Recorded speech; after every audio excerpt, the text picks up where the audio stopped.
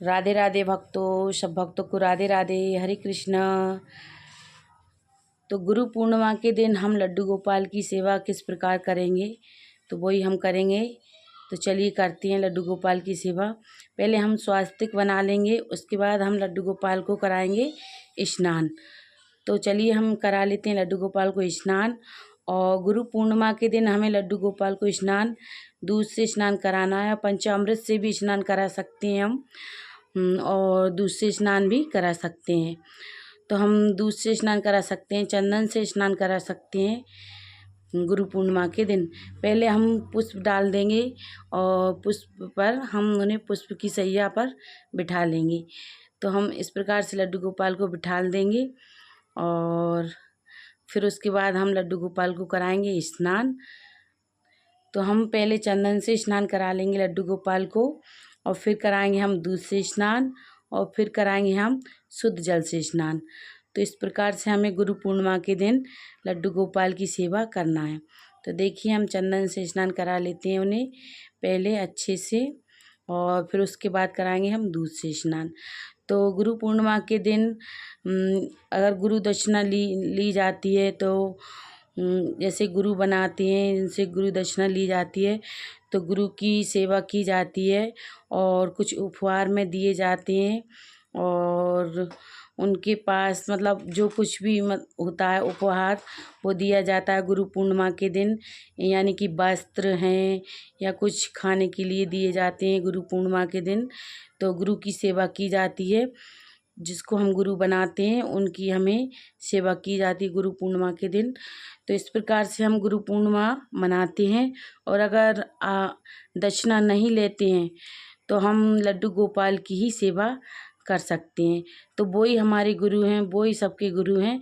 तो गुरु पूर्णिमा के दिन हमें लड्डू गोपाल की सेवा ज़रूर से करना चाहिए। और जो दक्षिणा लेते हैं, तो जो गुरु बनाते हैं, तो वो गुरु की सेवा ज़रूर करें। गुरु बहुत ही बड़ा महत्व है, और गुरु तो गुरु होता है। और गुरु पूर्णिमा के दिन हमें गुरु पूर्णिमा के दिन लड्डू गोपाल की सेवा हमें ज़रूर से करना चाहिए। और अगर हमने गुरु दक्षिणा ले रखी है तो अपने गुरु की भी सेवा करना चाहिए। तो इस प्रकार से हम कर लेंगे लड्डू गोपाल की सेवा।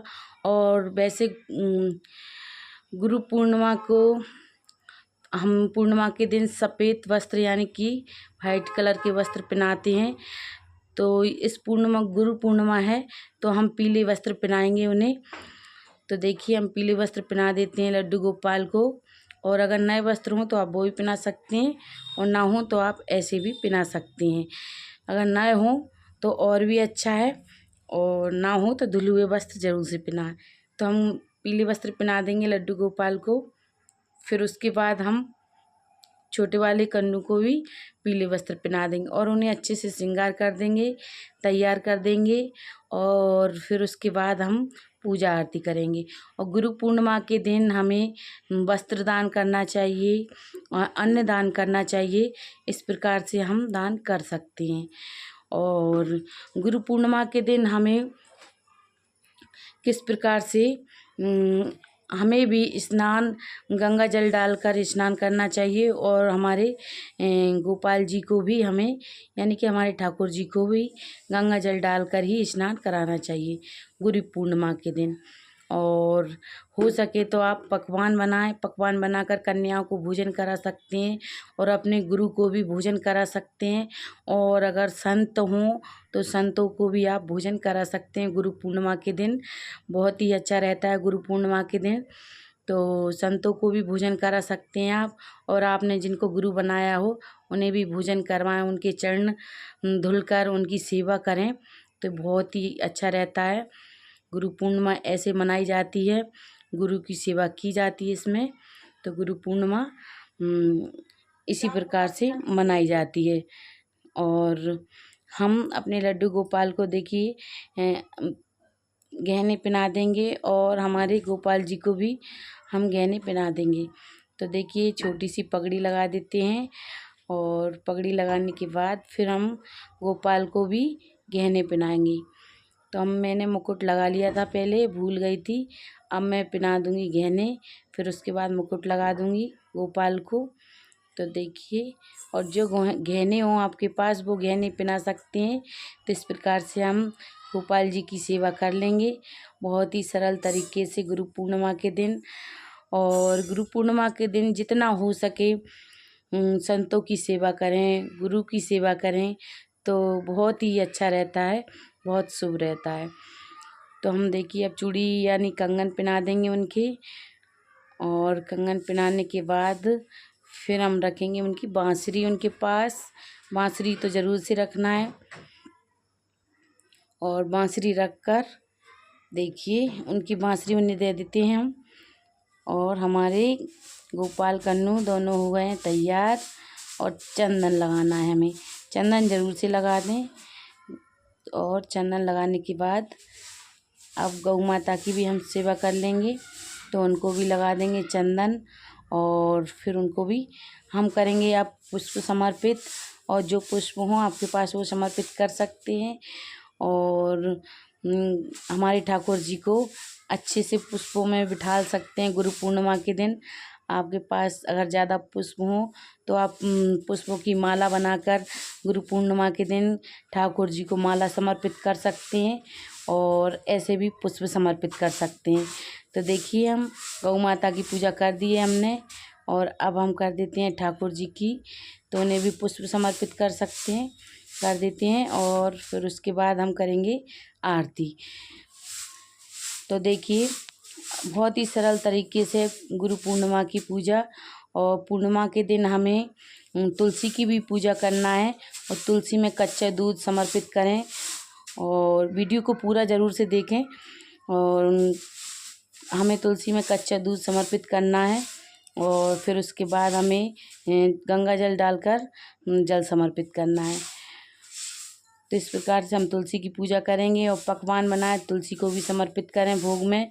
और 11 परिक्रमा लगा सकते हैं पूर्णिमा के दिन हम तुलसी की। और आप खीर बनाएं तो पूर्णिमा के दिन खीर का भी भोग लगा सकते हैं ठाकुर जी को, और तुलसी माता को भी भोग लगा सकते हैं। तो देखिए हमने तुलसी समर्पित कर दी है, और अब हम पीला भोग समर्पित करेंगे। और पीला भोग में हमने लिए हैं केला, आप आम ले सकते हैं, पीले लड्डू ले सकते हैं, मिठाई ले सकते हैं, जो भी हो आपके पास वो ले सकते हैं। तो हमने केले का भोग लगाएंगे हमारे ठाकुर जी को, और उनसे कहेंगे भोग ग्रहण करें। और फिर हम दीपक प्रज्वलित कर लेते हैं। दीपक प्रज्वलित करने के बाद करेंगे आरती, और आरती करने के बाद फिर हम करेंगे अर्घ्य देना ज़रूरी है, अर्घ्य देंगे फिर उसके बाद। और धूप बत्ती हम जला लेते हैं, और फिर उसके बाद कर लेते हैं आरती। तो देखिए हमारे ठाकुर जी कितने प्रेम से बैठे हैं, और उनकी सेवा इसी प्रकार से करना चाहिए। और हमारे ठाकुर जी को हम धूप बत्ती प्रज्वलित कर दी है, और उसके बाद कर लेते हैं। और अक्षत ज़रूर से समर्पित करें पूर्णिमा के दिन, अक्षत समर्पित करना बहुत ही अच्छा रहता है। और माँ लक्ष्मी जी की सेवा भी की जाती है गुरु पूर्णिमा के दिन, यानी कि हम हमारे लड्डू गोपाली हमने गुरु माने हैं, तो माँ लक्ष्मी और विष्णु भगवान की भी पूजा की जाती है। तो पूर्णिमा के दिन हम माँ लक्ष्मी की पूजा करेंगे। और आरती हमें कपूर की आरती करना है, और कपूर की आरती करना बहुत ही अच्छा रहता है, शुभ रहता है। तो हम कपूर की आरती कर लेंगे। और दीपक हमने जो प्रज्वलित कर लिया था उसे नहीं लेंगे, दूसरे में हम कपूर की आरती करेंगे। अब आरती दे देंगे हम। इस प्रकार से हमने आरती कर ली है, और हाथ जोड़कर हम क्षमा मांगेंगे। जो कुछ भी गलतियाँ हुई हों उसके लिए हम हमारे ठाकुर जी से क्षमा मांग लेंगे इस प्रकार से। तो मेरी वीडियो आपको अगर अच्छी लगी हो तो वीडियो को लाइक करें, चैनल को सब्सक्राइब करें, और कमेंट में राधे राधे ज़रूर से लिखें। आप वीडियो को लाइक नहीं करते, आप वीडियो को लाइक किया करो, और लाइक करते हैं तो बहुत ही अच्छा रहता है। वीडियो को लाइक ज़रूर से किया करो।